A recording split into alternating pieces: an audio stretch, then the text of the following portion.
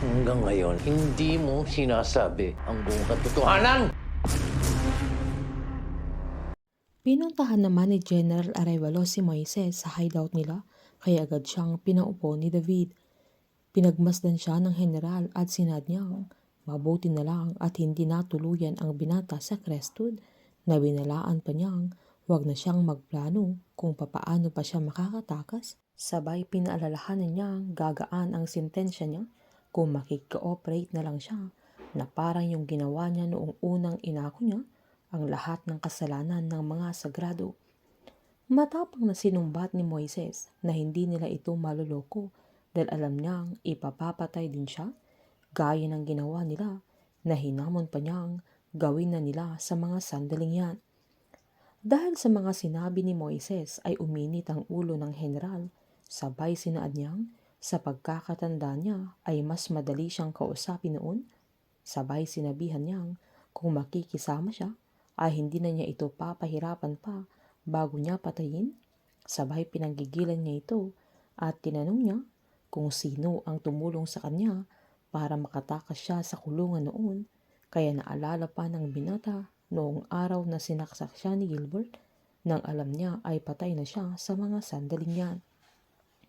Hindi din niya makalimutan ang pagtakas sa kanya ni Rafael mula sa ospital na pinagdalhan sa kanya at mula doon ay si Rafael na ang tumulong sa kanya kung saan nangako siya na wala siyang dapat katakutan kung siya ang kasama niya at maging ang gabing sinabi ni Rafael na magsasalita na at aamin na si Eleazar na si Jaime ang sumaksak sa kanya at konting tiis na lang ay makakalaya na siya na makakasama na niya ang kanyang pamilya. Pero hanggang sa mga sandaling yan ay wala pa rin nangyayari na kahit isa sa mga pangako nila para kay Moises na mas lalong nalugmok ang binata. Dahil ayaw umamin ni Moises ay sinuntok ni David kaya dumugo ang bunganga niya na sinabihan niyang sagutin niya ang tanong ni General Arevalo kaya nanggigil pa ito sa kanya at inulit niya ang tinanong pero nagmatigas pa rin si Moises na nanindigan siyang walang tumulong sa kanya na kumilos lang siya mag-isa sa sarili niyang diskarte.